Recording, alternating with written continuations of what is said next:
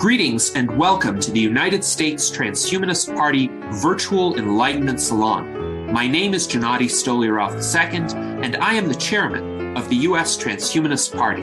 Here we hold conversations with some of the world's leading thinkers in longevity, science, technology, philosophy, and politics. Like the philosophers of the Age of Enlightenment, we aim to connect every field of human endeavor and arrive at new insights to achieve longer lives, greater rationality, and the progress of our civilization. Greetings, ladies and gentlemen, and welcome to our U.S. Transhumanist Party Virtual Enlightenment Salon. Today is Sunday, May 11th, 2025, and we're pleased to present to you an in-depth look at a recent significant event that occurred in Washington, D.C., the A4LI, or Alliance for Longevity Initiatives D.C. Summit that transpired between April 28th and April 30th of this year. We have several individuals on this stream who attended the A4LI D.C. Summit. These include our Director of Scholarship, Dr. Dan Elton, as well as our member and the founder of the Human Achievement Alliance, as well as now the Executive Director of Humanity Plus, Dr. Edward Hudgens. So welcome to him. And then we have Dr. Aubrey de Grey as well, who is the founder and chief science officer of LEVF, the Longevity Escape Velocity Foundation, and he was in attendance at A4LI as well. So welcome to Dan, Edward, and Aubrey. Today's distinguished panelists include myself, as well as our Director of Visual Art and currently the Vice Chairman of the Transhumanist Party, Art Ramon Garcia, as well as our allied member, David Wood, of the London Futurists and Executive Director of LEVF, the Longevity Escape Velocity Foundation. So welcome to David and welcome to Art Ramon. And now, Dan, please feel free to begin with your overview of the A4LI D.C. Summit. My understanding is you were able to attend the first 2 days of the summit, and we are curious to hear your account. Okay, yeah, hey everyone. I have some slides, so I'm sorry I am not super prepared to discuss a lot, but I did collect a lot of my pictures into my slideshow here, and I'll share that. So,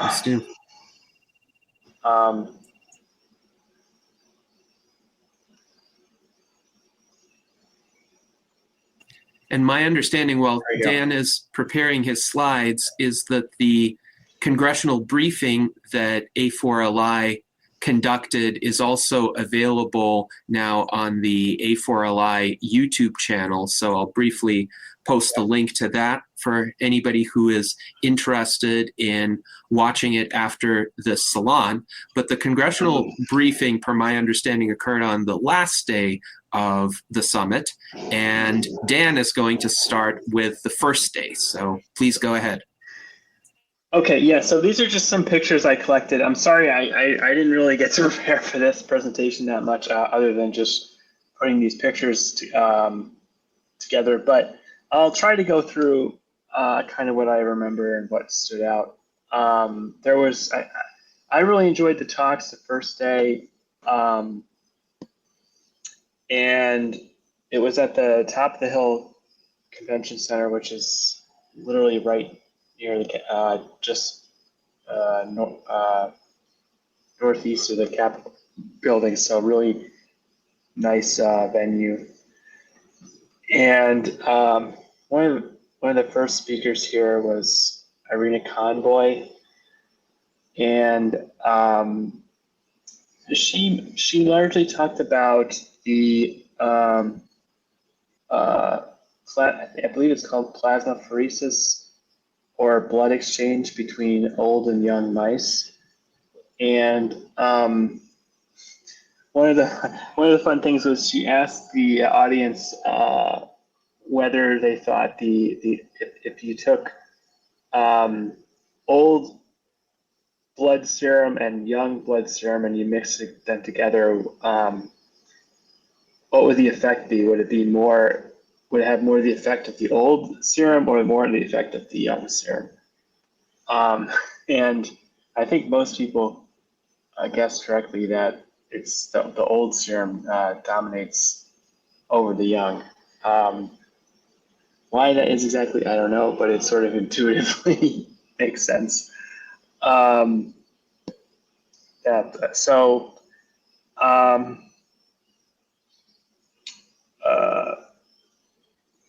Moving on here, this is George L. Stupin from the University of Arizona, and he talked about a certain compound they had isolated through, I believe, a lot of. Dan, you're not showing your slides properly. We're seeing the previous slide, and we're just seeing the editing mode rather than the view mode. Yes, I think you have the option to share your presentation view, so where the slides occupy your full screen. If you go slideshow. Sorry, guys. The slides look so interesting. It'd be nice to see them fully. Yeah. Let me just share the entire screen. So it's okay. So you can see this one, right? Nope. Oh, there. Challenge to studying animals. Still not the entire thing, but Yes, it's most of it. it's, yeah. Okay. It may not be sized properly or with the right aspect ratio, but you should be able to see the slide taking up the full screen. Mhm. And I'm changing them now. So, I'm trying to remember what this was all about, but basically, I believe that he had mostly studied C. elegans, and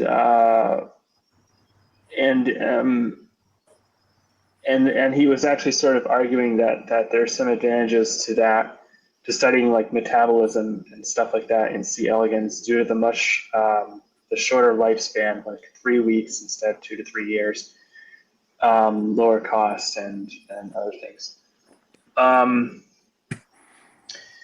Going on, we had near Barzilai, who I'm sure most of you are familiar with. He gave a talk that it was somewhat similar to some of the stuff I remembered from the Biomarkers of Aging conference. One of the new things was he talked about a project to recruit 500 centenarians. And I guess they're gonna study that. And he said that the lifetime healthcare cost of centenarians is only 1/3 of the average for the population. So this could be used as a talking point to sell longevity on Capitol Hill. He talked about various drugs that they had identified in the literature as possible longevity therapeutics. He described a GLP-1 antagonist as the best caloric restriction mimetics that we have. So there's theoretical reasons to think they perhaps could extend lifespan. That hasn't been proven. This was the slide that I think was also shown at the Biomarkers of Aging conference. And this is sort of a scoring or a rating of various drugs that are on the market that could be repurposed for longevity or slowing aging. So obviously, metformin is pretty well known. One thing he said was during the pandemic, they found that metformin given to people who are hospitalized for COVID, it actually reduced their risk of death by half. And the other interesting thing is it reduced their risk of long COVID very substantially. And I think there's another observational study that was a very large study that also showed that for some reason metformin reduces long COVID risk.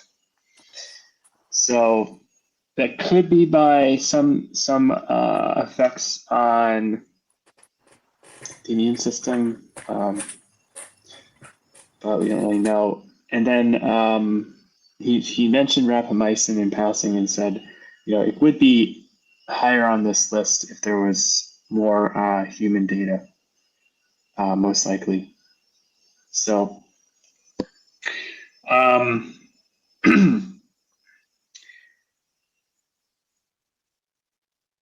this is some results from the literature that he pulled out showing mortality, mortality studies, and I think most of these are in very specific patient populations, but the results would probably broaden to a more general population as well. And he said that he spoke to a lot of doctors at the National Academy of Medicine, showing some of these slides, and they were like really amazed with these results. As you can see, actually, the GLP-1 apparently in type 2 diabetics actually reduces mortality substantially, which is pretty cool. So then there was some discussion and question answer, and one of the things I took a note on here is he emphasized that these sort of interventions are not just for the rich, metformin being one of the cheapest drugs you can find. And also he thinks that, we do have successful things for longevity, maybe not completely proven out, but we do have some things that we can point to. Which we should be talking about more. Let's see. Moving on here. This was Ashley Zender from Fauna Bio.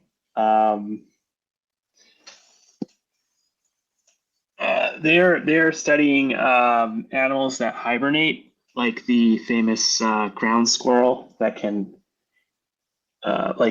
lower its core body temperature down to like freezing almost. And they think there may be some compounds or various tricks that these animals are using to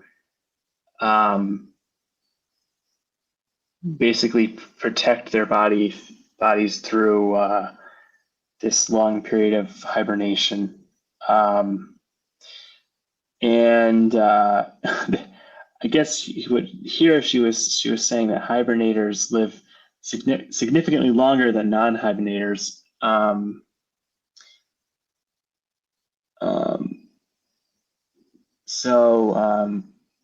I think that's pretty interesting. I think maybe when they're this might be corrected by body mass, perhaps, but still, it's pretty amazing. So moving on here, this was actually one of the talks that stood out the most for me, which was Francisco Laporte from Gordian Biotechnology. And the really cool thing about this was they're able to test thousands and thousands of gene therapies in a single animal. So the way he phrased this at the beginning was running millions of experiments in one, quote, sick animal. And it's helpful for them. I think it's helpful for them to use a large animal. So they have been using horses, and what they do is they generate thousands of different gene therapies in different adeno-associated viruses or AVs, and inject these into a single horse. And because they're a very low concentration, most cells actually only receive one of these gene therapies or none at all. Few will maybe receive more, but most will only receive one or zero. And each gene therapy has a unique set of DNA in it, obviously, or I assume it's DNA, maybe it's RNA, but it also has a barcode in it as well. So then what they can do is they can look through the individual cells through some single cell sequencing, and they can look at various things in these cells, like the I'm not really sure what they look at, to be honest. It's probably it could be like RNA sequencing, or it could be looking at the different protein expressions in the cells. And they get this huge matrix of cellular level features versus different gene therapies. So actually on the right, you can see some of the features they look at, like cell turnover, mitochondrial function, other things. So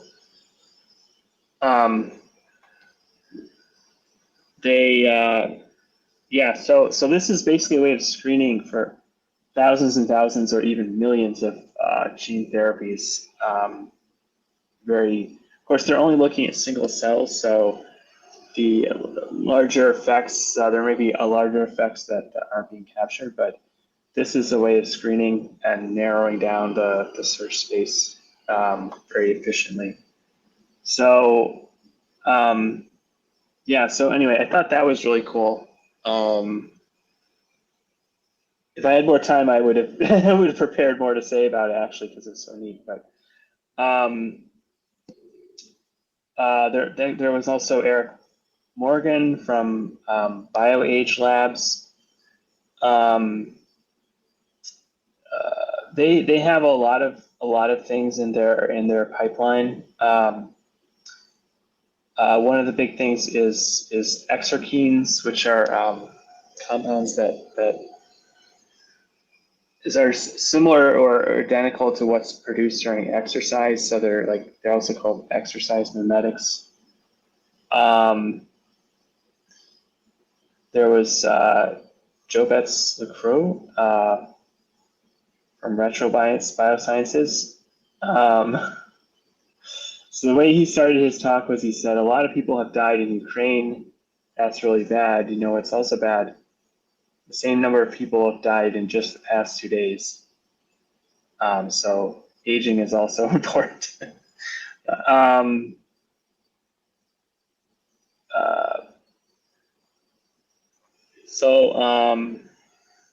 He talked about his company, Retro Bio, which is mostly based around stem cells. And they also have some work on enhancing autophagy, which is the process of within cells that to degrade debris and waste products and other things that have accumulated that over time. So, and also there's also mitophagy, which is recycling old or damaged mitochondria. One of the really cool things that I took a picture of here is they have a partnership with OpenAI to develop new types of foundation models that are trained on biological data, like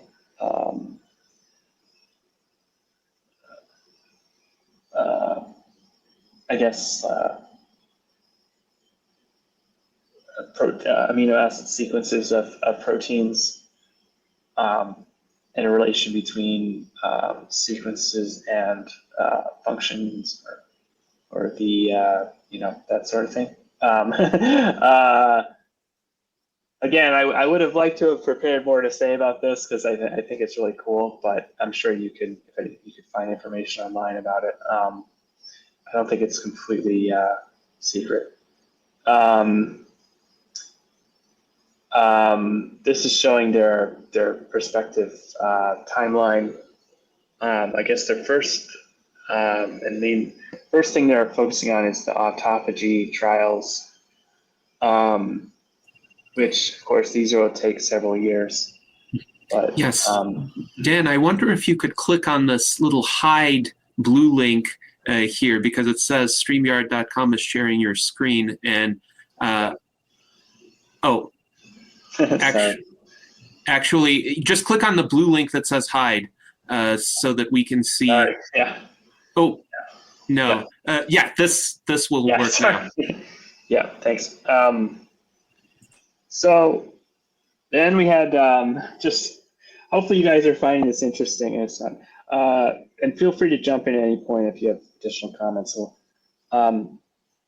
Reason also spoke from Repair Biotechnologies.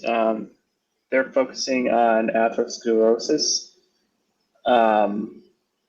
a seemingly simple phenomenon, which is the clogging of arteries, actually is quite complex. It involves these macrophages, which kind of get stuck in the cell wall, and they end up spewing out a lot of bad things, I guess. So it's been there are many ways of kind of preventing atherosclerosis, but once it occurs, it can be difficult to reverse. There are of course catheters and things that go in and physically remove the plaques, but it's difficult to actually regress these plaques just through sort of drug approach. What they're working on a mRNA therapy that essentially reduces the bad forms of cholesterol, as far as I understand it, and actually prevents and perhaps even reverses atherosclerosis. And I guess one of the points was that it's the cholesterol inside the cells that is difficult to target with other types of small molecule therapies. So I think that's pretty cool. This let me skip over this because I think this was, I don't remember which where this slide came from. Yeah, let me let me just skip over those ones. This was talking about progeria, which is also very interesting. I think Gennadi's talked about this before. Progeria is a interesting case where what appears to be something like aging is greatly accelerated due to DNA that is they're basically falling apart. So I'm skipping over a few of the speakers here, but Michael Ringel was another speaker from Life Biosciences. He talked about the campaign of Mary Laster as sort of being a sort of blueprint or sort of an early example of how campaigning and lobbying can have an impact on public funding from Congress. So she was a campaigner for cancer research, and I think mostly lobbying philanthropists, but later the Congress to invest in cancer research.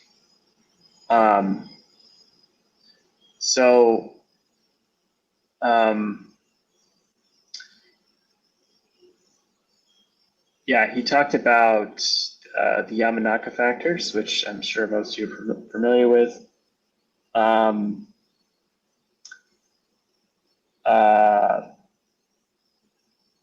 we had Todd White, who's the managing director of the Thallium Initiative. This was also pretty interesting. Actually, I need to do some follow-up on that. They actually have a thing called the Longevity Science Fund, which is a nonprofit that's funding neglected longevity research. I think it's sort of it's not exactly part of the Thallium Initiative, but it's sort of associated with Todd White. And then we had, I'll just go over these real quick. We had Alexandra Boss from Apollo Health Ventures, Lewis Hawthorne from Nanotics, which is a really cool company working on these nanoscale delivery systems. And then this is Christine Glorioso, I believe, from NeuroAge Therapeutics. And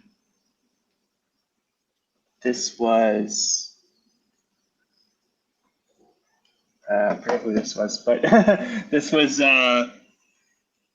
Kyle someone who was, he was CEO of Lento Bio, which is working on therapies to restore the flexibility of the lens in in the eye, which is pretty cool. This is Chris Barnes, I believe. Chris Barnes is his name. Okay, yeah, it starts with a K. I was trying to read his name tag. Yeah, Chris Barnes. Yeah. Really cool guy. And so there were, as you can see, there were a lot of talks. I kind of took pictures of some of the things that stood out to me, but I did skip over, I think, 2 or 3 people. So then going into day 2, it was all panel sessions, and I got there a little bit late, so I missed the first 2,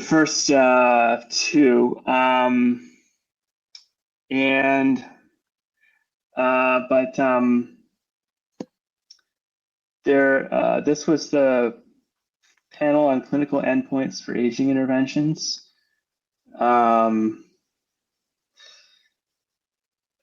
There was a question about how to change the regulatory system. And Neil Barzilay made a really interesting point. It's important for the FDA to recognize that some nutraceuticals have an effect. And he said that Mars, the candy company, had a study where over 20,000 people got flavonoids from chocolate. And after 3 years, they showed some clinical endpoints. But the FDA never allowed Mars to advertise anything based on it. So even though they had done an extremely large study and showed some effect, they weren't able to advertise that. So I thought that was kind of interesting. I hadn't heard that specific point made before. Natty, do you want me to go through like who these people were, or? Yes, please. Oh, okay, sure. Okay, well, this was, so here on this panel, we had Nir Barzilay on the left, Kristen Fortney, Matt Kaberlein, and Carl Fleifer, Carl Fleger. A bunch of people who are well known in the community.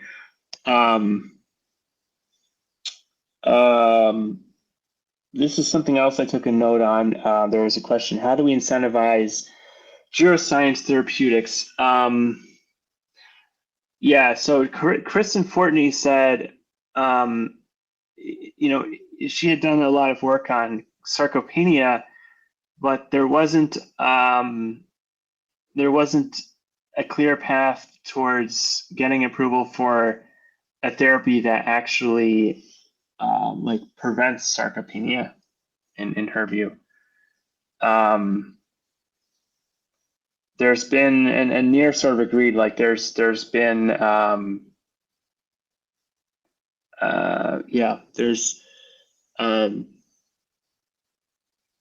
it's very hard to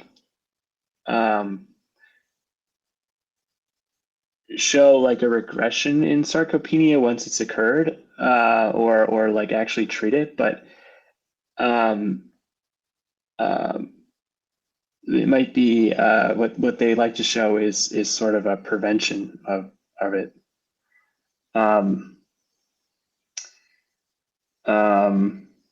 So I thought that was kind of interesting. This was the next panel, which was aging populations, a geopolitical perspective. You can see the names of the people there. I'll just go through what these panels were. I'm not going to say a lot more. There was a panel on defense and space applications in longevity medicine, which was very interesting. Although, the space application makes sense because you want to prevent like DNA damage from radiation, and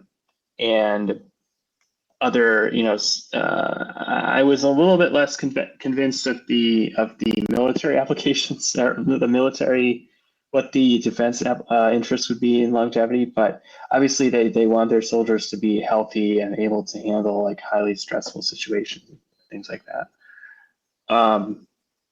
Yes, I will just note that the moderator for the Defense and Space panel, according to A4LI, was Jeremy Elser, who is the CEO of the Ship of Theseus company that is listed on the A4LI website. But please continue.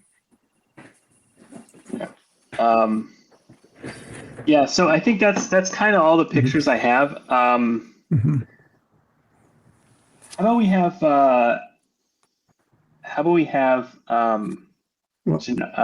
Ed talk about the briefing? Yeah, well, why don't I do this actually? Yep. Oops. Am I on? Yeah. Okay. I'll fill in a few things about that first panel that you missed, and then maybe have Aubrey talk about, because he was at, I think, both of those, and then I can do the thing that was on the third day. Of interest, I'll just start off on the space panel. One of the people, if you want to put up that slide again, was Bob Walker, former Congressman Bob Walker. And what's interesting is that almost about a couple of decades ago, Bob Walker, who was congressman at the time, did a talk for my space conference on how to open up space to the private sector. So I was able to go up to Bob and say, thank you, Congressman, for your contribution. And he said, yeah, well, we won. We got the private sector more involved in space. So that's kind of a little anecdote of what happened there. I'll just mention on that first panel, Dan, on the second day, there was a lot of talk about how to deal with the upfront costs of long-term care, because obviously if you're going to put a lot of money into research for anti-aging, there's a lot of upfront costs, but the advantages don't come till maybe decades down the road.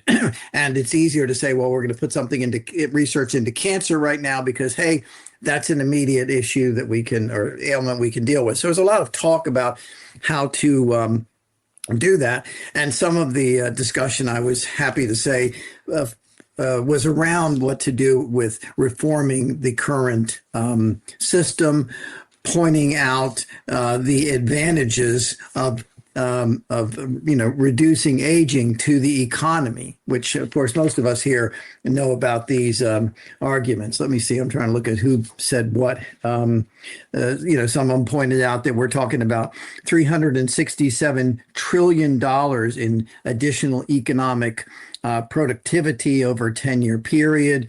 And again, that was a discussion you'll also hear when I get to the third day, which was the one with the members of of Congress. Yeah, go ahead. I think that's worth dwelling on. There was an interesting kind of sidebar, discussion during one of the breaks between myself, Ed, and Ronald Primus, who's a very well-known longevity doctor, and also not David Barzilai. Barzilai, actually. And David Barzilai, who's another longevity doctor from Boston, he went through a lot of those talking points really well, I thought. And I've actually been wanting to sort of compile some of the talking points. So, for instance, there's there's a famous study by Andrew Scott from the UK, which I think was Nature Biotechnology or something, where where he basically proved it would lead to a savings of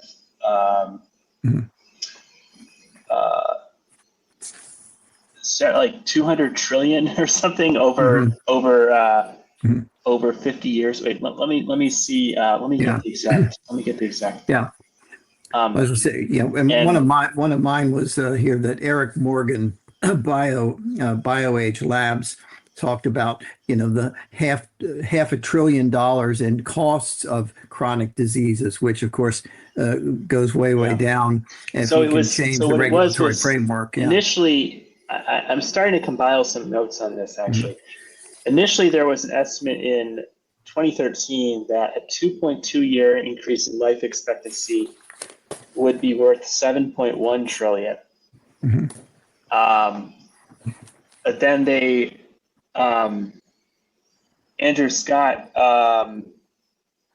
estimated it would actually be closer to 21 trillion, which is 3 times larger. And then there's another even larger number, which is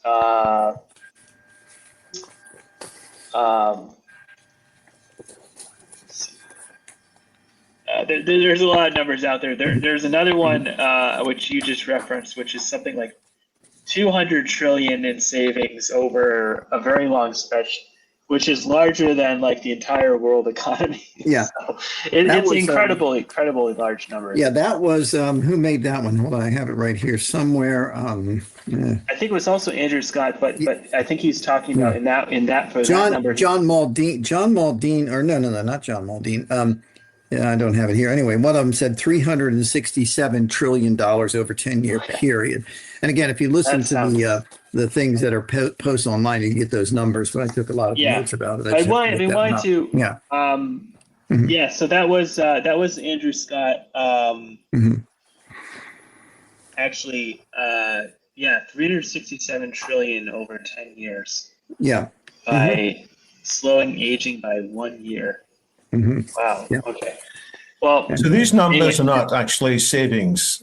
These numbers are based on the concept of the value of a statistical life, which is how much would people be prepared to pay for extra extending their lives. And different people have different estimates for this concept of the value of a statistical life. If you plug these different numbers in, you get these different outcomes. It's hard to make a case that actually would be savings of 300 trillion. On the other hand, I don't think we need to make a case that the savings of 300 trillion, just a saving of single digits of trillions is enough to win the argument. And it's clear that there would be these cost savings from the slides, for example, that A4LI was showing earlier. That centenarians, for example, on average through their whole life cost, he said, about a third to the health services that a normal person does. So if more people had lives like that, you wouldn't necessarily save 300 trillion because the whole world GDP doesn't come quite that far. But my goodness, there'd be enormous savings. And that, I think, is the argument we should win, not whether it's 300 trillion or 200 trillion. Yeah. By the way, that's what the larger number, thanks, David. Yeah, the much larger number is referring to the overall economic benefits, including the value of lives saved. Whereas the much smaller number, the 21 trillion number, that's the savings.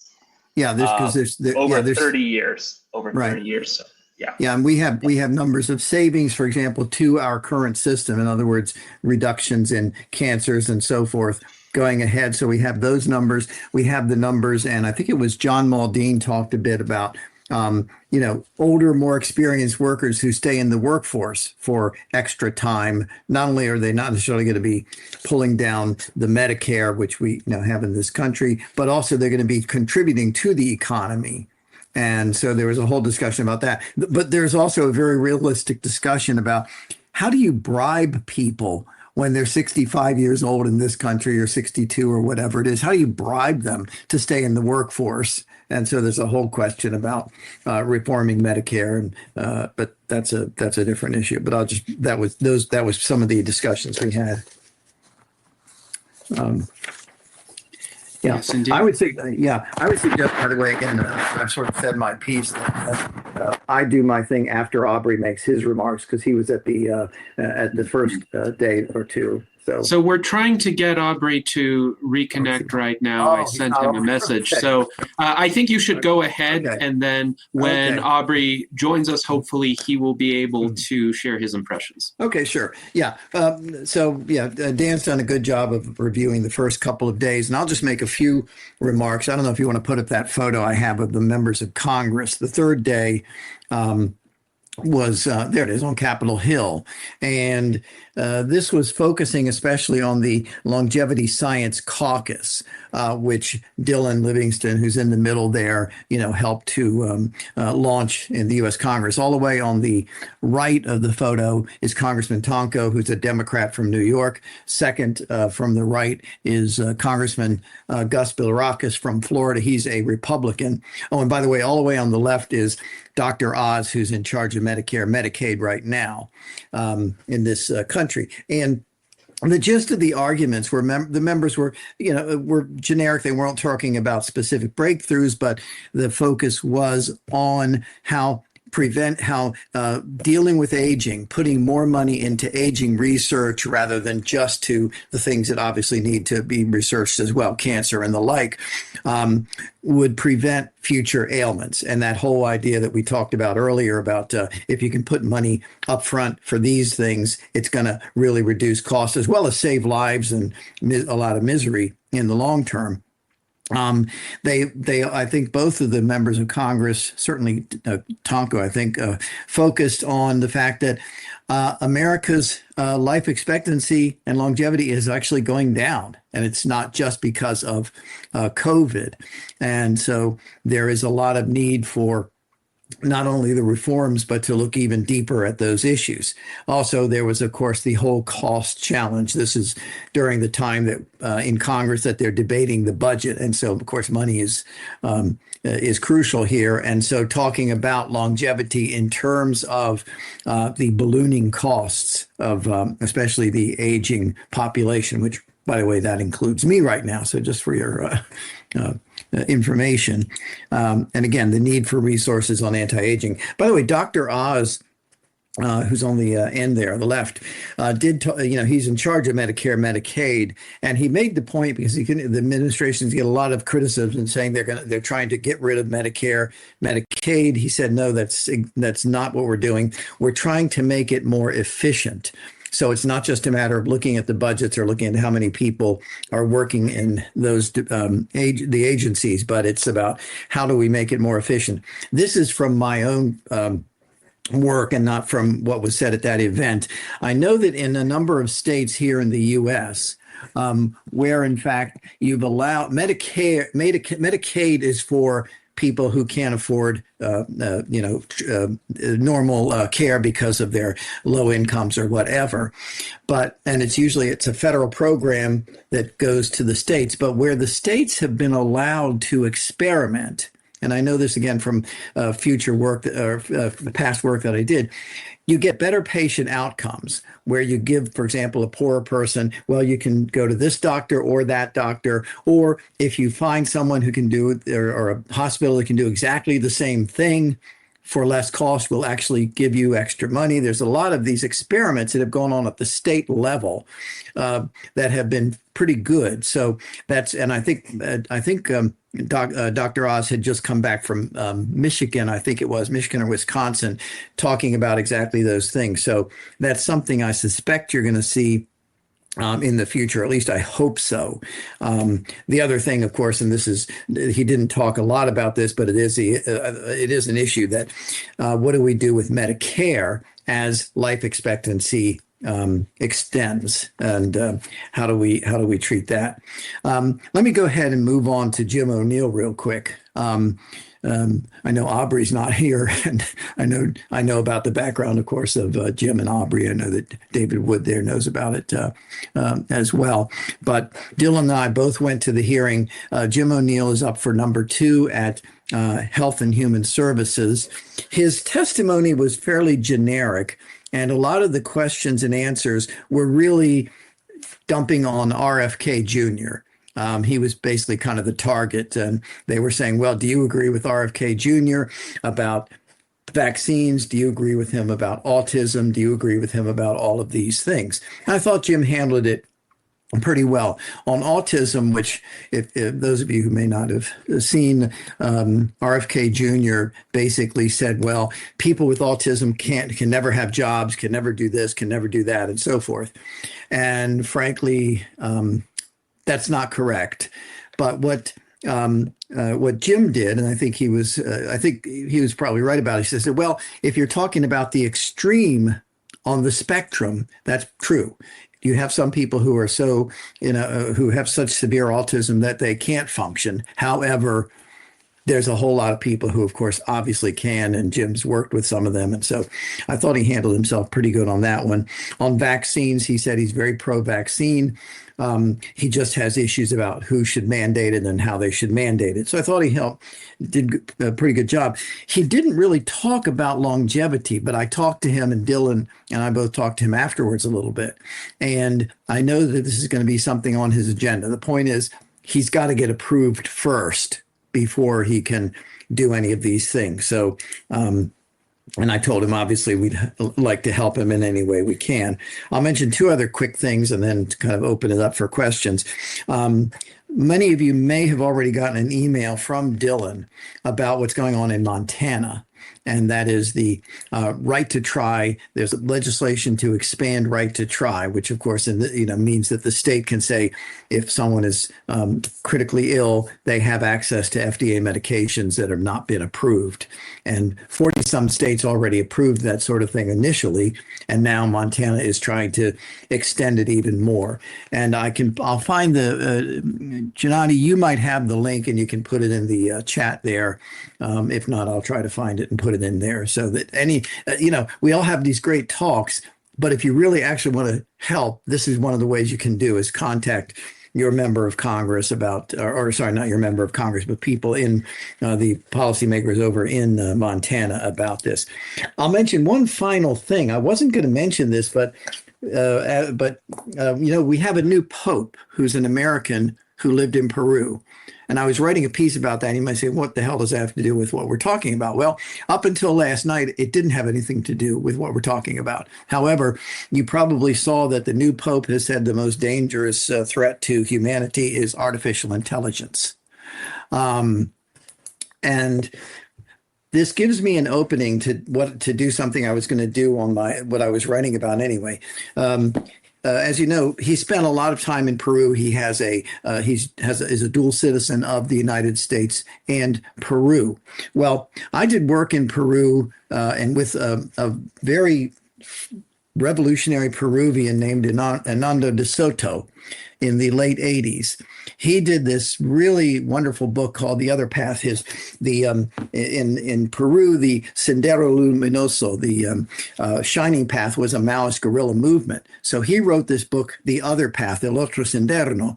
What's interesting is that he went through and did research to say, why are Peruvians impoverished? Is it because they're all Catholic and Catholics don't have the Protestant work ethic, or is it all that they're just stupid, or what, because they're, whatever. And what he did was he did the actual research with his foundation. And he found out, for example, that to set up set up a business with 2 sewing machines would take, I think it was 289 days, unless you paid so many bribes. He looked at how long it would take to get a piece of land so you can build a house or whatever. Most of the land around Lima is just desert, so it's not like it's great farmland or something. They had to break up the research into pieces because it turned out it would take I think it was 6 years and 11 months. He documented the so-called informal sector. And he said the problem is the regulations, the cronyism, and he calls it mercantilism in Peru, is what keeps people impoverished. If you happen to be the brother-in-law of the minister of this, guess what? You get all the, the okays that you need, and they keep out the competitors. That's not free markets. That's cronyism or mercantilism, as Hernando likes to say. So what I was doing is writing a piece saying, if you really want to help the poor, I congratulate you. Compassion is very important. But let's take a look at what is really keeping people back in these poor countries. And I was the guy who came up with the Index of Economic Freedom idea that measures these kind of things. But here's the other thing I'm going to add. I'm going to say, you have to realize that if you really want prosperity, not just for the industrialized world, but for everywhere, you have to realize that this technology, artificial intelligence, the longevity technology we're talking about, and so forth, can spread to everybody, can empower everybody in the world. It's not just for the rich. Just as 15 years ago, no one had a modern smartphone. They did have Nokia phones, David, I admitted that. But now like 90% of Americans have these things, access to all the information in the world. You're going to see the same thing in all of these areas with the advances of technology, especially artificial intelligence. So I'm going to add to my piece, sir, you're absolutely right. We should have compassion to the poor, watching for decade after decade people suffering. We shouldn't do that. Not only do we need the kind of protection of everybody with laws and property rights and so forth, but you need to recognize that it's technology that's going to liberate us. So I'm putting that in my op-ed. I just thought I'd do that because I was writing the piece before I got on the line here. So anyway, so those are my thoughts. And I guess unless Aubrey is back, you can kind of open up Well, for Ed, more discussion. where's your op-ed going to be published? Darn good question. I'm trying to get in touch You want to say with. where you're going to submit it, or you're going to wait? Yeah, I mean, I'm Let us going know to later. submit if I can get it. I've tried to contact Hernando to see if he wants to either co-write it or just do it himself, and I'll help promote it. I'm going to probably try to submit it to the Wall Street Journal, if not some of the papers around here in the DC area that will get some attention. So I'll let you know about that. And again, I hope that Hernando contacts me. Normally, by the way, Hernando spends time between Peru and London. So I don't know if David Wood has ever bumped into Hernando there, and Switzerland too. He kind of goes through 3 places. So if you ever bump into him, please let me know. So I remember reading one of his books about 25 years ago, and he was very compelling.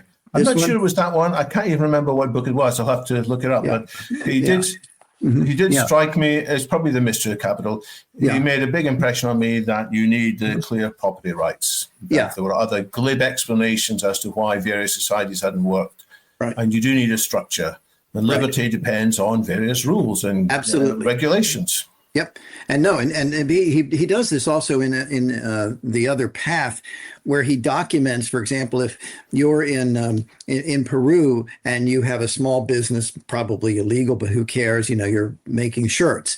Well, the only people you can deal with are your own relatives or close friends, because you can't make a contract with a stranger because there's no way to protect it. You don't have the protection of law. And so he makes that argument in Ultra Cinderno, and he makes it even more in The Mystery of Capital. I know he talks a lot about Egypt in this book and other places as well. So this is sort of off the topic, but what I want to do is say this is all great stuff, economic liberty, but let's recognize that technology is going to really accelerate development if it's allowed to happen, and you don't get too much of the pushback that you get. Unfortunately, was sad to see the Pope say this, because he does have a voice, obviously. So anyway, those are my thoughts. Yeah. Yes. Well, it's cool that the Pope is at least talking about AI, even if it's a little bit more of a negative perspective. I mean, I think the issues he brought up were serious issues. Oh yeah.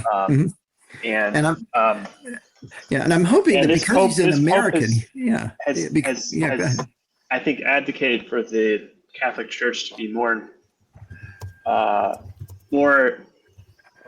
tech savvy and to use social media, for instance, and things like that. So everyone's looking up his tweets. This Pope could be more engaged, perhaps, on some of the transhumanist issues that, even if he's maybe taking a more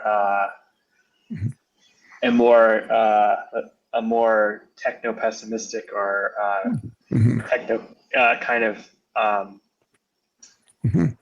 critical view, but at least the fact that they're engaging is, I think, pretty cool. Yeah. By the way, it's interesting because when I was in Peru, and again, I know this from talking to him, but I was introduced to some of his staffers who had been Marxist with the Sendero Luminoso, and these were Marxists who said, "Well, we're doing this because we want to help the poor people." He said, "You really want to help the poor people?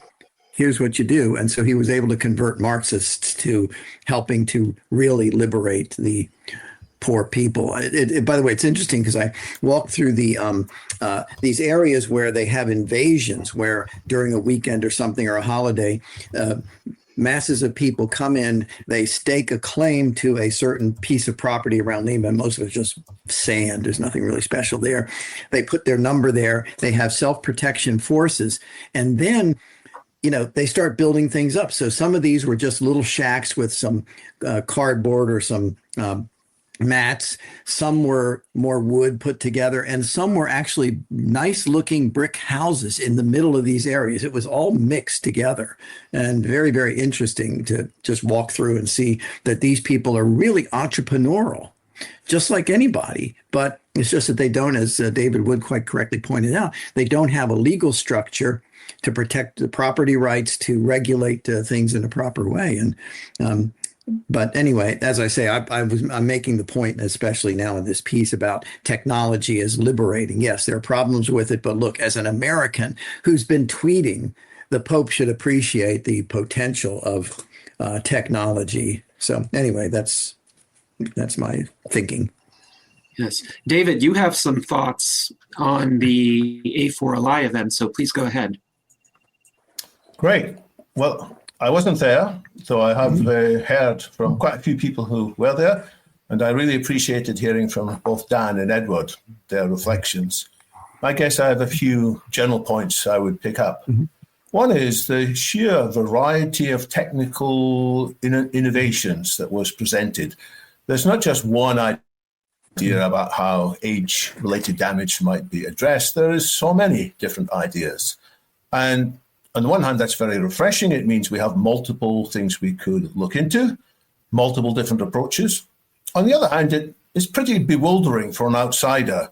If the outsider comes along and says, I think I'd like to help you guys. Oh, and then they're pooled potentially in 50 different ways by 50 different presentations.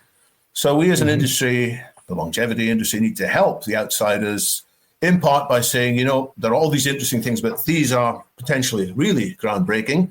Or the other thing we can do is we can point to various portfolios or various funds and say, well, if you're not quite sure, put your money in here or give your donations to this group because they have a good track record in spreading it around. But more generally, I'd say what we need as a longevity movement is the equivalent of some of the things that the effective altruist movement generated. And I know effective altruism isn't everybody's favorite, but they did have a give well approach in which they had people who spent time figuring out which of the possible philanthropic causes in general could be trusted, not just that they had low overheads, but they actually did make a big difference in the world. Yeah. So I think we as the longevity community need to help people coming from the outside with some guidance, put your money here or here or here, unless you've got strong reasons to do so otherwise. That's my first takeaway. Yeah. Now well, I'll come back. I'll let people come in on that if they want. I've got two other points I may raise shortly. But Dan, you agree? Well, yeah, sure. Yeah, I agree. I just wanted to point out that the audience there was mostly all other longevity scientists and or activists, let's say, who have been in the movement for some time. So there wasn't like a lot, a lot of like staffers or policymakers in the audience.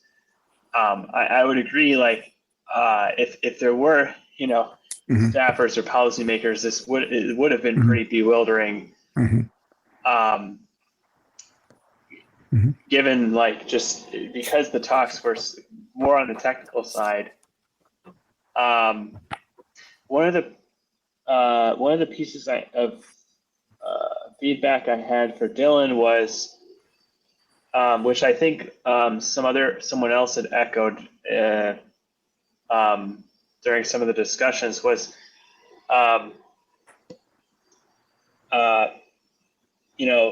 this felt more like the first 2 days at least felt more like a longevity science conference. And so one of the suggestions I had, which I think someone else had too, is maybe next year try to bring in more DC folks. Congress people and staffers are hard to get, but you could have perhaps people from various agencies like the FDA, NIH, CDC, CMS, Medicaid, all these different agencies to sort of reach out to the local community and kind of make it different than just another longevity science conference, because there's been a lot of those recently, right? So. But yeah, the other point I wanted to mention is just that it's this Longevity Science Foundation is trying to help philanthropists understand where to direct money. So in other words, it can be kind of bewildering for private philanthropists as well. And so by setting up this Longevity Science Foundation, philanthropists can donate to the foundation, and then they can, their team of experts can decide how to allocate the funds. Yeah. And they're setting up sort of a grant, a grant-based application system and stuff. But they have an eye towards trying to fund stuff that's more neglected. Those sort of. But anyway, yeah, that sort of intermediary could be useful. Yeah. So that's the Thalian initiative. Yeah. That it's part of the Thalian. Part of it. Thalian initiative. I wish I had prepared some more notes on that because it's much broader. Yeah. And do you remember anything about that, Ed?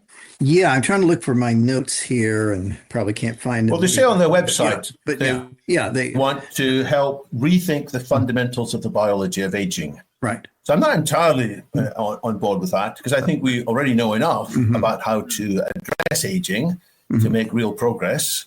I don't think we need to go back to first philosophical principles and discuss the second law of thermodynamics in the way that some of the so-called geophysicists apparently want to do. But from what I can see from Thalian.global, there we go, it's just on the page now, is a whole bunch of interesting people who are saying, let's help outside rich donors to know where their money could be best spent. So you're quite right, Dan. There is an initiative there. It's too early to say how successful that's going to be or even how,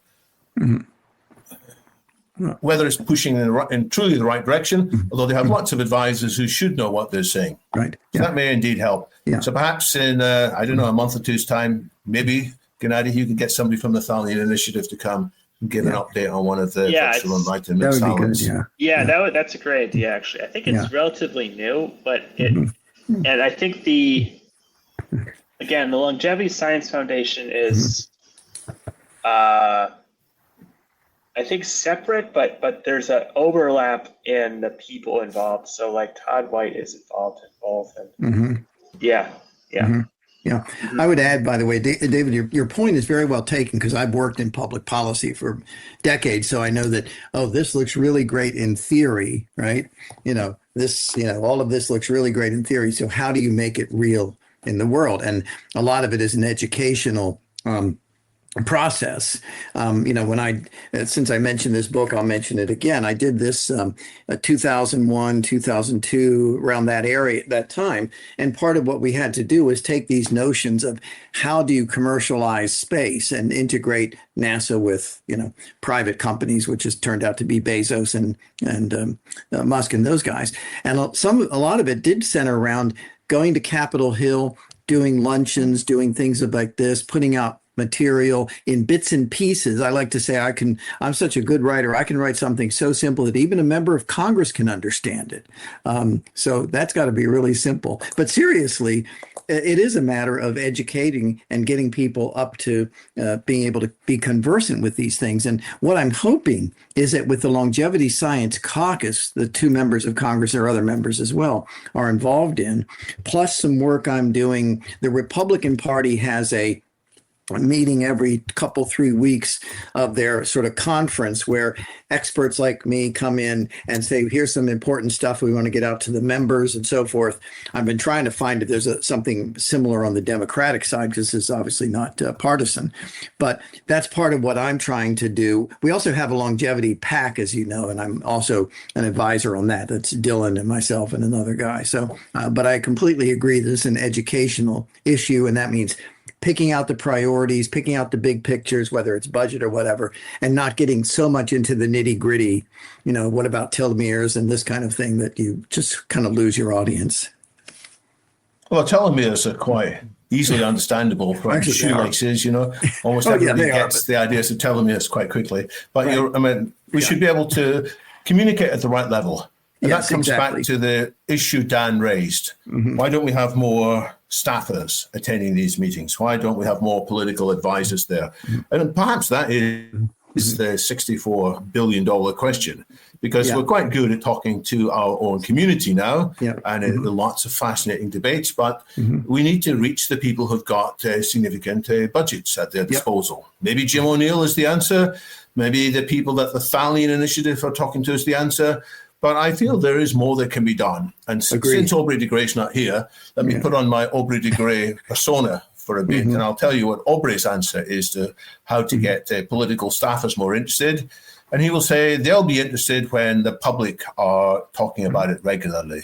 If politicians, when they're going to their town halls, if they're reading what is in the newspapers, if more and more of the public are saying, you should be addressing the scandal of aging, then they'll think, maybe we should be addressing the scandal of aging. And so why aren't the public asking about this?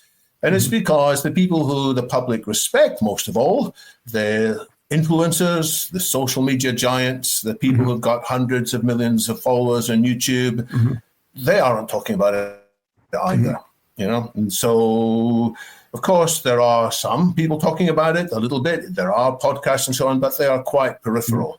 So Aubrey's theory of change is that what we need to do is to get the big social media influencers on board. Either we grow some ourselves, so that Dan and Edward and Gennady and myself become people with 100 million followers. It's probably unlikely, at least in my case, but that we can find others who can do that. Now, so how do we get the influencers on board? And here's the last part of Aubrey's argument. The influencers are successful to the extent they don't go too far beyond what's scientifically credible, at least the mainstream ones. There's certainly loopy ones out in the conspiracy fringe who are willing to peddle anything. But the ones that we really want to have listen, they are quite cautious because they don't hear the longevity community talking clearly enough about this thing is urgent. So what they do hear the longevity community talking about is, this is interesting. This might make a difference in 20 years' time. It might make a difference in 50 years' time. And that is not sufficient for the influencers to get on board. So what we need to do, this is Aubrey's word again, is that we need to get more of the longevity community enthused that this can happen quickly. And why aren't people enthused that this can happen quickly? It's because there has been actually a lack of real demonstrable results so far. There are treatments that seem to have interesting consequences, but we still can't do better for mice, middle-aged mice at least, than was possible 50 years ago, or even with Clive McKay's experiments in the 1930s. If you do calorie restriction on mice, middle-aged, they will live perhaps another 3 months more than you'd expected. And we haven't got any single treatment on standard mice that will do better than that yet. So we need to get our act together, which is why I think, and Aubrey thinks, that the RMR project that the LEVF is trying to do is one thing that could move the needle. So my answer to the question I raised earlier, where should people be investing, is they should invest in the experiments that could surprise and inspire the whole community to get together and start ringing up their favorite influencer and saying, you should be covering this, please. And the influencers in turn will persuade the general public to get on board. That's going to cause the political advisors to get on board. So it's a long, complicated chain. But hey, aging itself is a long, complicated chain of biochemical reactions. It's not surprising that curing aging is going to require a significant change of social influence.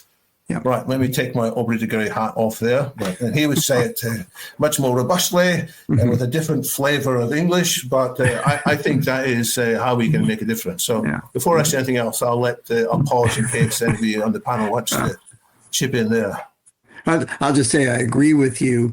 And one of the things that I'm going to be doing through this, the sort of Republican conference, is they've invited us to put out anything that's localized. So, for example, one of the things I was looking at doing is here's a congressional district that has a member of Congress who oversees some of these issues. Okay, so if we can get material out there locally to some of the local activists saying, do you know how many people have Alzheimer's or going to die of Alzheimer's in this congressional district or whatever? And do you know that, here's one of the reasons these things aren't coming out? And, start localizing it. To the extent you can localize it, then you basically can get some of the momentum, as you say. And you can get local talk radio folks who, maybe are just in North Carolina or where it happens to be, to talk about these things on the shows. And so I'm looking at how do you do that? That's one of the reasons why, maybe I'll get with Gennady or some of you guys later about doing exactly this in your localities, because I do have now sort of a pipeline to get this material out to the members of Congress as well as others. Yeah. So the second point I might want to make about what happened at the A4LI and associated meetings is not just there's a fascinating and rich but potentially confusing set of messages. It is that there was some kind of pushback from some of the politicians who are involved in these discussions, or if not the politicians, their advisors. And some of them are saying, this sounds interesting, but, I'm afraid this is going to be unethical. I'm afraid it's only the rich people who are going to succeed. I'm afraid that this is going to lead to the biggest inequality of all time.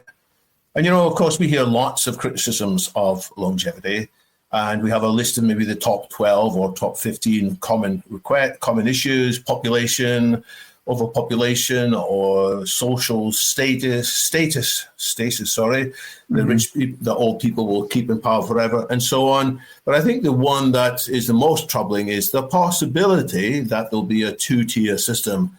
And we can't just shrug it off by saying, don't worry, things always get cheaper over time, because there are, in some parts of the world, a two-tier medical system. So I think this is something where we need to sharpen our response.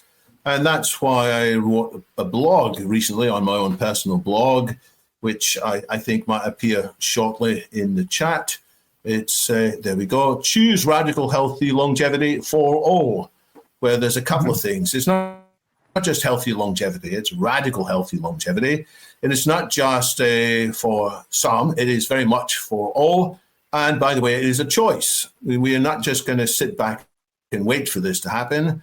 There are trajectories ahead, which futurists can foresee, in which there will be a split up, in which the wealthy benefit and the rest benefit much less, at least for a while. And the Pope, to an extent, is right there. The Pope chose the name Leo XIV by deliberate reference to Pope Leo XIII, who wrote a famous encyclical warning about the Industrial Revolution is wonderful in many ways, but it has its own problems and we have to manage it wisely. And so the Pope, Leo XIV, what he said about AI, I broadly sympathize with his flagging of issues. He's not saying we should stop it. He's just saying we need to bring a different set of ideas to it. So I think we have to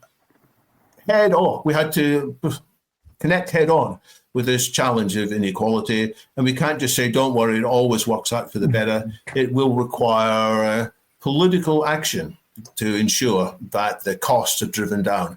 And we can point to COVID vaccines. It's not everybody's favorite topic, but they were made available for free because they were produced at such large scale that the costs were relatively cheap. So when there is sufficient political will, these treatments can be made available for everybody.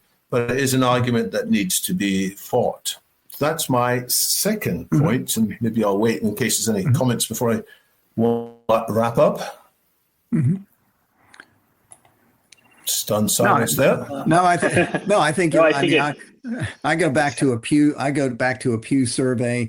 I think it was from Tufts. It was a Pew survey in 2015 or 2016. And essentially, it kind of split up between right or conservatives who were sort of, you're tampering in God's domain, and then from the left, basically, yeah, but it's only going to be the rich guys. And that was going back, for quite a long time. And I think you're right that you have to come to ways to address that and to say, whether you make analogies with, smartphones and say, yeah, well, it comes very, very quickly. If we get some treatments, just like you mentioned with COVID, of course, we gave away the vaccines for free. But even so, I think we have to do exactly that and not scare people that, oh my, it's just going to be basically Jeff Bezos and Elon and a few of these guys, and everyone else is going to suffer. I think you're right. Yes, and I'll bring up a comment from Mike Lazine, who writes, David is making good points, especially in regard to young influencers. You need to grab their attention so that what we want to do will make their lives better and they perceive it, and then they can help us spread that message. So thank you to Mike. And now, David, please feel free to proceed with your remarks. So the final point I wanted to comment on is the pathways to get treatments through regulations quickly. And this is a common theme that we've looked at many times in these salons, understandably, because there are real holdups. Mm-hmm. Now, what I was interested in recently is something called the Thrive Act from an institute called Catalyst. And I believe Zan Fleming was speaking at A4LI's event, and I believe his talk went down well. And what I particularly like about his group is they are people who have been around the regulatory space for quite a long time. They have already been involved with something called accelerated approval for certain kinds of drugs, and they wish to extend this now. So they talk about three-tier approach. There's the traditional approvals, where it goes through quite extensive testing and proof of effectiveness. But then there might be this accelerated case in which you can produce evidence to show that it is likely to be effective. Mm-hmm. It's got to be guaranteed as far as possibly safe, but it's likely to be effective.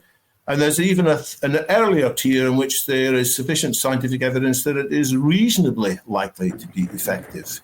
And they make the case that they should have this transformation of the FDA's rules. They've even drafted an act on that, so it's already in almost legislation-ready form.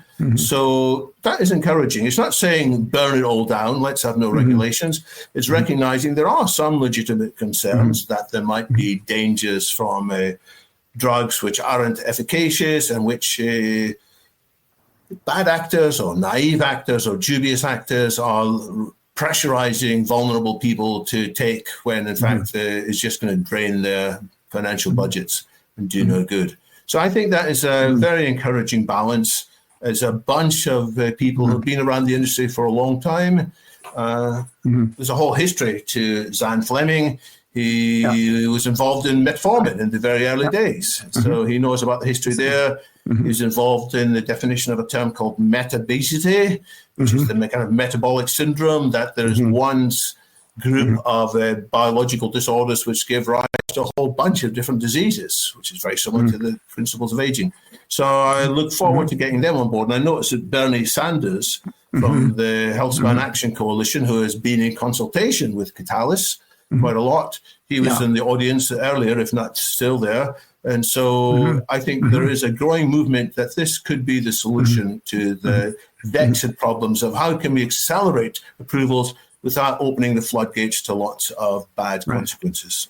Right. Zan Fleming was there. In fact, we had a couple of talks with him. I think you did as well, Dan, about that. And I had talked to Bernie Siegel. I don't know if Bernie's on the call or not right now, but have talked to him about exactly that. And by the way, I'll just mention there's that particular piece of legislation is very similar to the Promising Pathway Act. It was based on this idea, and this is the notion that it was modeled on the AIDS reform in 1992 that created an accelerated path for a treatment that had gone through phase 1 safety trials, and then at least some phase 2 efficacy trials could be opened up to others. And that's what the Promising Pathway Act does. And the interesting thing about that one is that anyone who says, I want this particular treatment, even though I'm not in an experimental group, they can do that if the sponsor says, yes, you can, but they have to have their data, obviously privacy protected, put into a database where the sponsor can get real world data coming in. So it's not just, men between the age of 20 and 30 who have never had diabetes, but who have this other thing versus the placebo group. It's all sorts of people and it allows this data to come in, and it can hopefully accelerate the approval process. But the one that you're talking about, that Zan is talking about, is a little more extensive. And again, I've been in touch with him, and if Bernie's on here, Yeah, I think the accelerated approvals is a little has a little bit more extensive efficacy testing. Yeah. Which which most people still support, I think. Yeah. Promising Pathway has basically at least one, but again, the sponsor is going to be very cautious, and there's a lot of support for that one because I've been in the hearing rooms. I worked on that legislation, by the way, to be upfront about it, and I've been in the hearing rooms where, the room is crowded with patients or people like the guy who's the main author of that particular bill lost his, I think it was a 9-year-old daughter because he couldn't get a medication that was trapped in FDA, approval. And it looks looks like I'm looking at it right now. It looks like it's the Thrive Act, which is just proposed at this point, is a tiered approval system. It is, yeah. It's not something you hear people talking about much, but I like that idea. Having multiple tiers. Yeah. And I'm hoping that with Marty Makary at FDA, I think he's probably open to these kinds of things, and hopefully we'll be able to get in touch with him about this. Yeah, I did not meet Alexander Fleming there,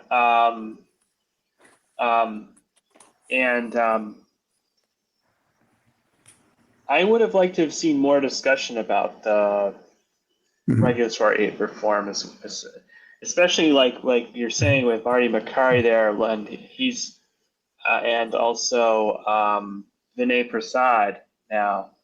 Vinay Prasad was recently appointed as the head of the Center for Biologics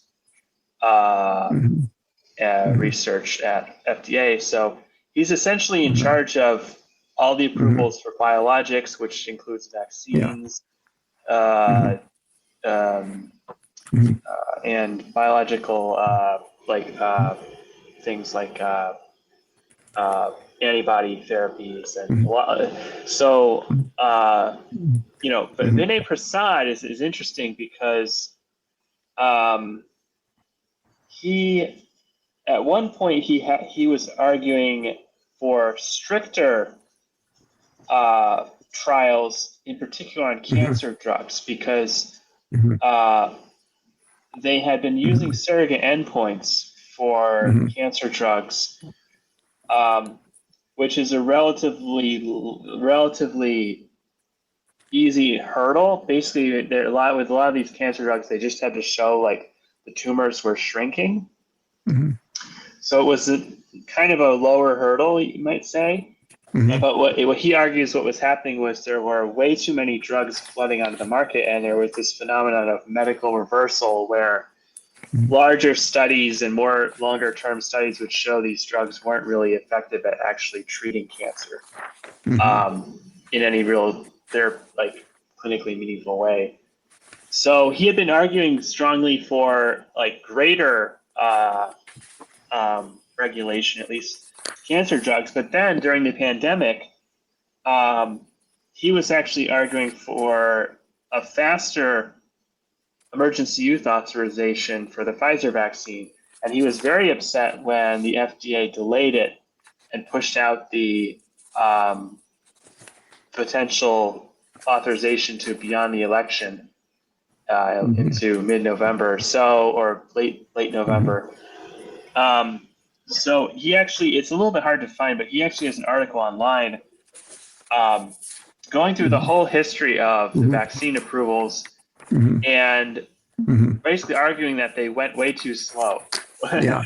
By the way, and he was also more recently he's very much against boosters. So there was a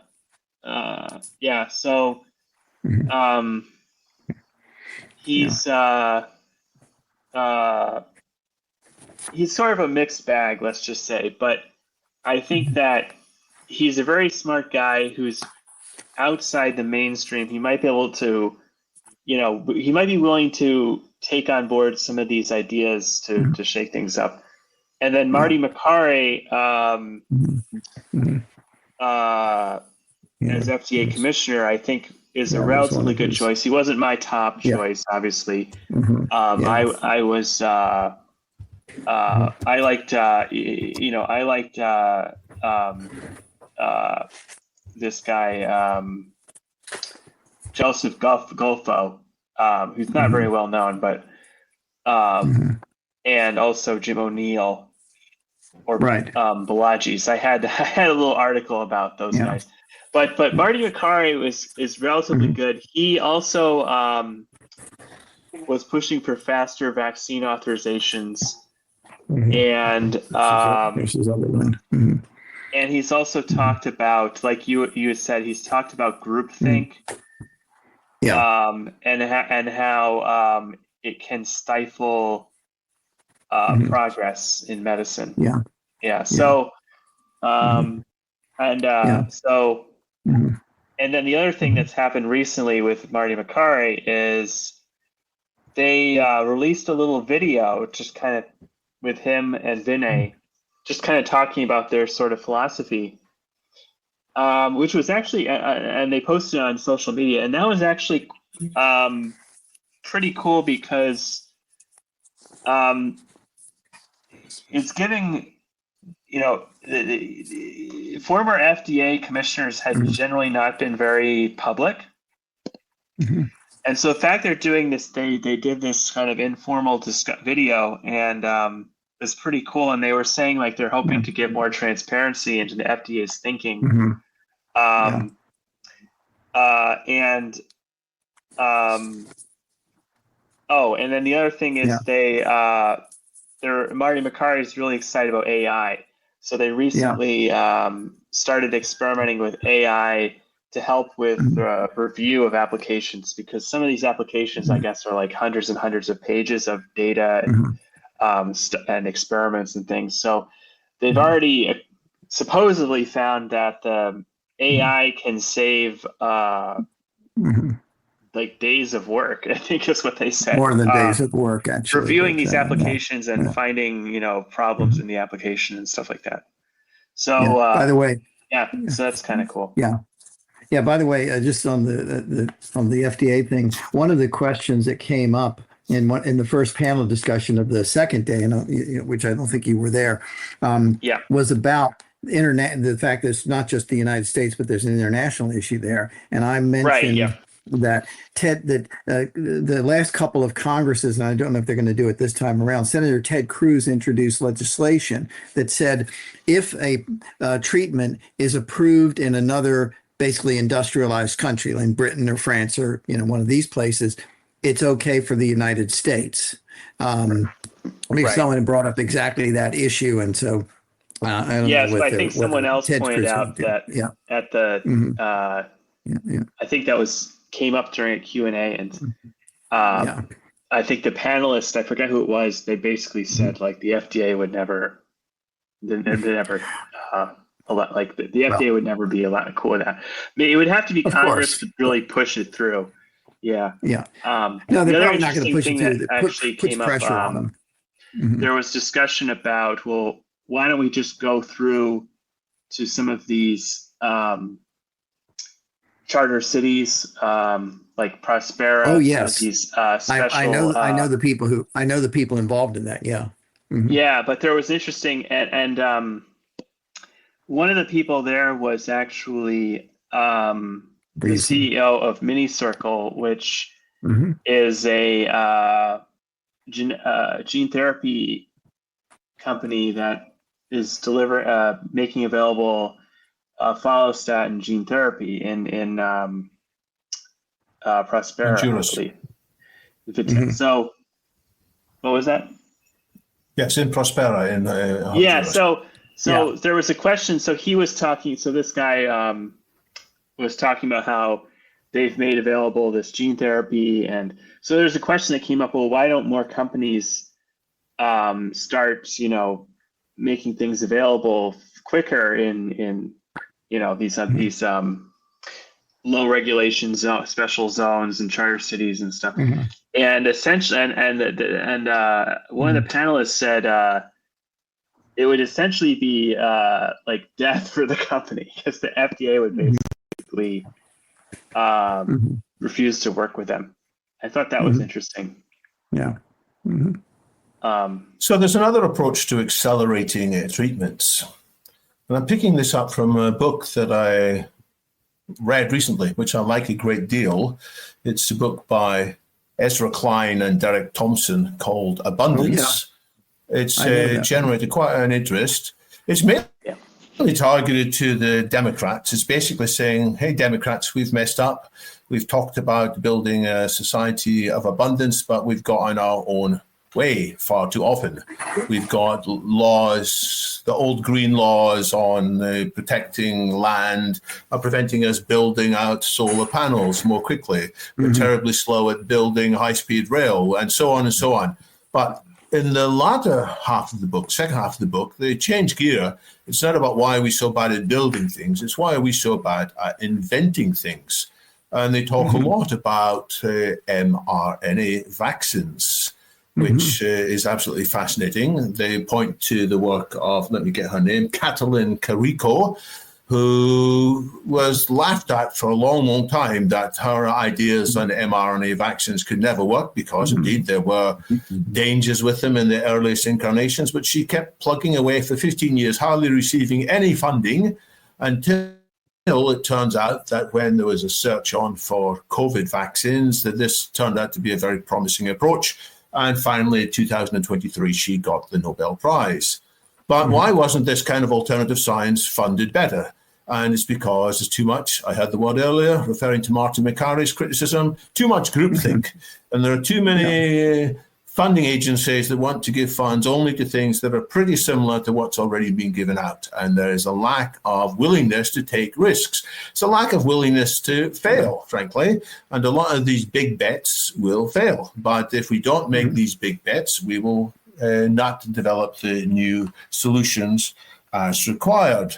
And there's plenty of examples in the second half of the Abundance book, which I think it's not just, so we tie our best scientists up. They're filling in grant applications half their time. Far better if they could just be given some funds. We pick the really good ones and we trust them to get on with the job. And to an extent, that's what sometimes the system where you get tenancy, what's the word? Not tenancy. When you an academic at a certain level, you get tenure, permanent position. Tenure. Thank you. But there should be, who was it? Ben Goetzel. Yeah, Ben Goetzel I was interviewing recently. I asked him, should we have something like a CERN for safe AI or a CERN for anti-aging? And he said, heaven forbid, it's far too political. It's far too much groupthink. Lots of brilliant scientists, but you've got to conform to certain principles. He pointed to another institute, the Perimeter Institute for Fundamental Physics in Waterloo, Canada, funded by Michael Lazaridis, the former technical genius behind BlackBerry RIM devices. He put hundreds of millions into that, and he picks great scientists and doesn't ask them to justify what they're doing at all. He just lets them get on with it, and they're coming up with all kinds of fascinating, weird new theories of physics. So what we need, according to Klein and Thompson, is a much greater willingness to step away from just copycat. We should encourage weird solutions. And then when we get a weird solution, we should be willing to scale it up quickly. That's the other thing that happened in the COVID vaccines. Not only did we try some different approaches, there was warp speed, which rushed things through. Not looking just at process, but always asking, what is the outcome? Are we getting closer to the outcome? And that's what's missing.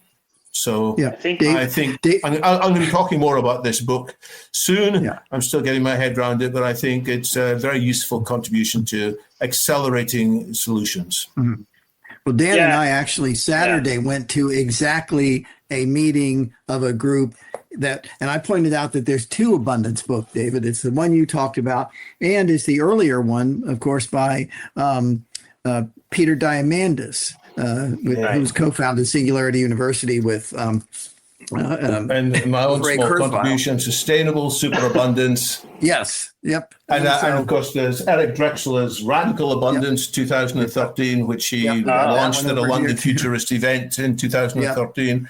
So people have talked about abundance, I know. but where Klein and Thompson differ, they don't say it's inevitable, it's going to come, because the tagline on your book by Diamandis is why the future is better than we think.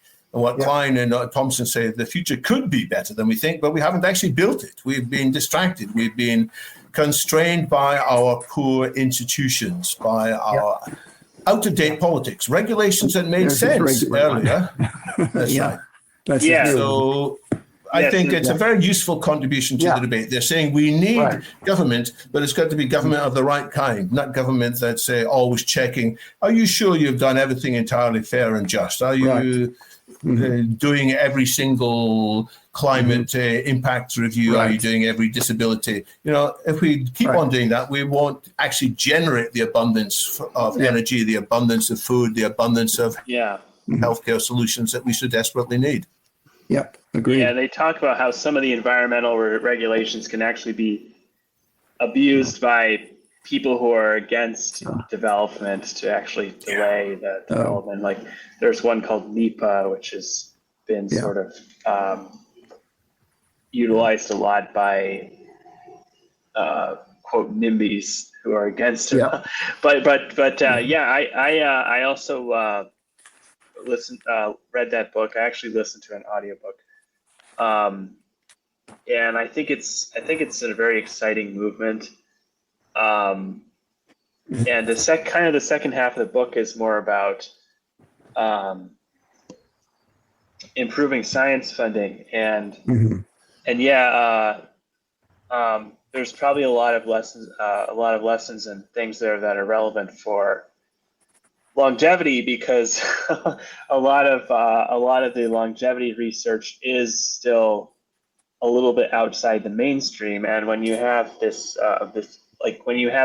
one of the problems is the vast majority of funding goes through only one funding mechanism, which is the NIH's R01 grant mechanism. And that's a relatively small amounts of money. I think it can be up to $1 million or something, but it's relatively, in the grand scheme of things, relatively small amounts of money, and it's given via it's a highly competitive process.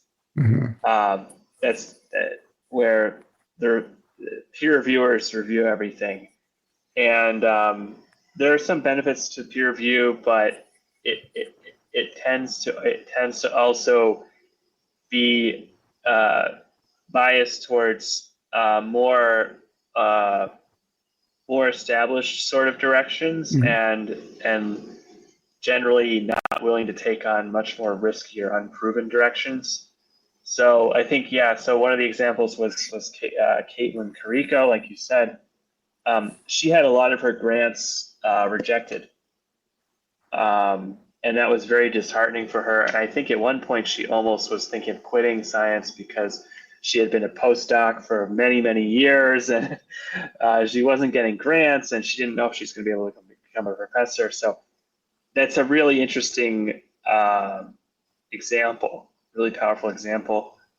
And then the other thing is that they talk about is Operation Warp Speed as an example of how fast things can move when there's a lot of good coordination and actual desire to move fast. So you need a powerful program manager who's empowered to cut across all the different boundaries. I mean, they didn't actually cut any corners in the review. They still went through phase 1, 2, and 3 at basically the same standards. It's just they had a lot of support from the government, and So another example of peer review not being used, Albert Einstein. In 1905, he was a weird guy working in the Swiss patent laboratory. And he sent in 5 papers to a German physical review. And the editor was somebody called Max Planck, who's famous in his own right. And Planck's constant is named after him. He's the person who invented part of quantum theory. And he read the papers and he said, I'm not going to send these out for peer review. I'm just going to publish them. And there were 5 of the most extraordinary papers ever. You know, his E equals MC squared paper, his special relativity paper, his proof of existence of atoms by deriving the Avogadro's number from study of Brownian motion, and so on. So, and many of his other papers were not subject to peer review either. So peer review is a useful principle in many places, but again, we shouldn't turn these processes into absolute laws. We should have the bigger understanding of when you can backpedal or apply the processes in a variant way. And more diversity in the ways we fund science too. Yeah. So, yeah. Great. Well, the decentralized science is making a push in that direction, and we should be grateful for it. They're saying, let's cut the corners from the institutional gatekeepers. Institutional gatekeepers can direct the funds that's allocated to them, but other people who want to be a little bit more risk tolerant with their approaches can go via D.C funding mechanisms. Yep. Yes, I did want to bring in a few comments from our YouTube chat during the last 9 minutes of our salon. So our friend Bernie Siegel of the Health Span Action Coalition was indeed present in the chat. Hopefully he still is. He wrote that it was interesting that there was a panel on space because that is an issue that captures the public's imagination. And he also noted that it was a big success for A4LI to have Dr. Oz there. So they did something right to attract an official of that caliber. Now, Didier Cornell points out in response to a comment that Edward made that luckily life expectancy is no longer decreasing in the US and in the world for about 2 or 3 years after the COVID period.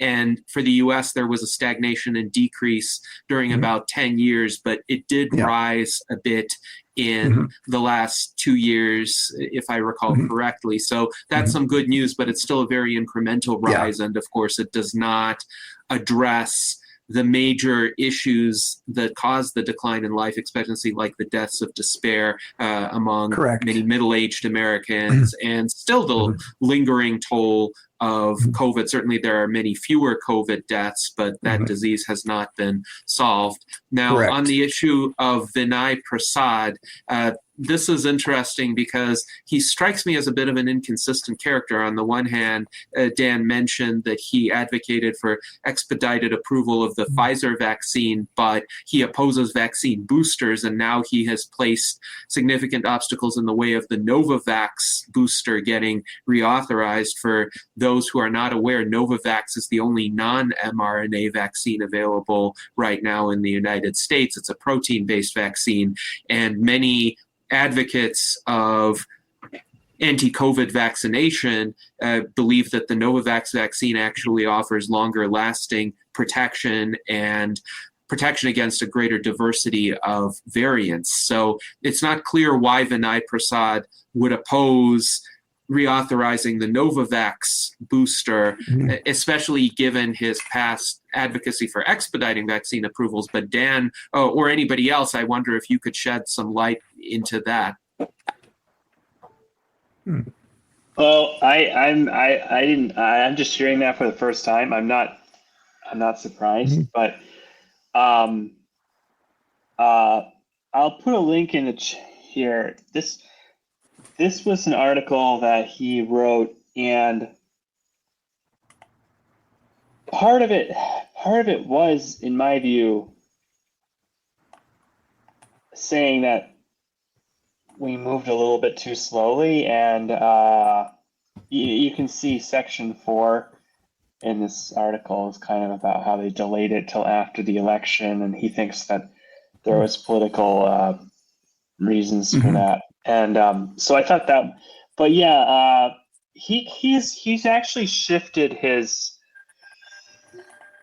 his focus, and there's a lot that I don't agree with. Like, I think he was way too against the boosters. I think that early on, he had some good points about the boosters. For instance, the risks for younger males in terms of cardiomyopathy. Those are serious risks, and even the CDC has acknowledged for younger males the risks are substantial enough that they may not there may not outweigh the benefits. There was actually a CDC presentation that acknowledged that, but overall, of course, the CDC and correctly stated that the boosters are expected to be net positive, because if you do get COVID, the risks of cardiopathy are much higher, right? So anyway,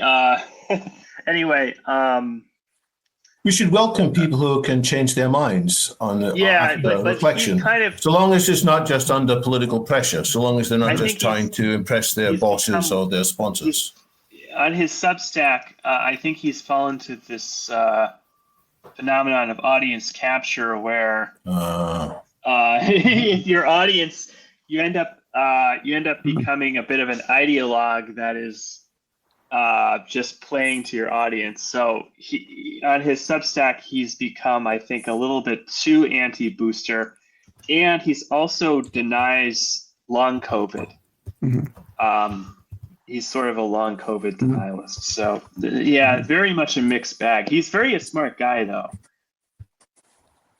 And even on his writings about long COVID, like I actually did agree with a lot of his analysis, but I didn't agree. I still think that long COVID is a real illness, obviously. Yeah, of course, it's absolutely real. And I myself experienced it for a year. I know a lot of other people, you, Dan, as well. What's also interesting about Vinay Prasad is he had a YouTube video 2 years ago entitled "Novavax, a Protein Vax, is Here. What took the FDA so long?" And I just found this video as well. So there he was supportive of Novavax, and he was wondering why it took the FDA so long to approve it. I wonder if this is all the result of these officials being captured by RFK Jr. and his anti-vaccination stances or inclinations, and now they're trying to essentially placate their boss. Whereas if they were thinking more independently about it, they might arrive at conclusions more supportive of vaccines. Like Jim O'Neill, fortunately, did state in his confirmation hearing that he was a supporter of vaccines. And I hope that what he actually does in his role as Deputy Secretary of HHS will reflect that. Yep. So we've got about 2 minutes left in our virtual enlightenment salon, and I would like to thank everybody here for a very robust discussion that transpired. Dan, for your presentation, and Edward for filling us in on the third day and the key themes that you observed, and David, for your extensive feedback on the summit. You have gleaned many insights from it just by listening to the attendees of the summit. I think altogether, this has given us some excellent insights into the state of longevity advocacy at the federal level, as well as some potential directions that this new administration may be taking, some possibilities, some opportunities in that, as well as some risks, some dangers that we should look out for. And the purpose of the Transhumanist Party is to put science, health, and technology at the forefront of American politics. We do this in a transpartisan fashion. So whether other politicians and political figures come from the Republican Party or the Democratic Party or minor political parties, or they're nonpartisan think tanks, or they're scientists who come to DC to explain their ideas. We would welcome their participation in this endeavor to achieve longer lives and healthier lives for as many people as possible. So thank you very much to Dan, Edward, David, Art Ramon for joining us. For those of you in the chat, Aubrey, I'm sorry that your connection was severed for whatever reason, but this is going to be a continuing conversation, and it's an essential conversation to enable all of us to live long and prosper.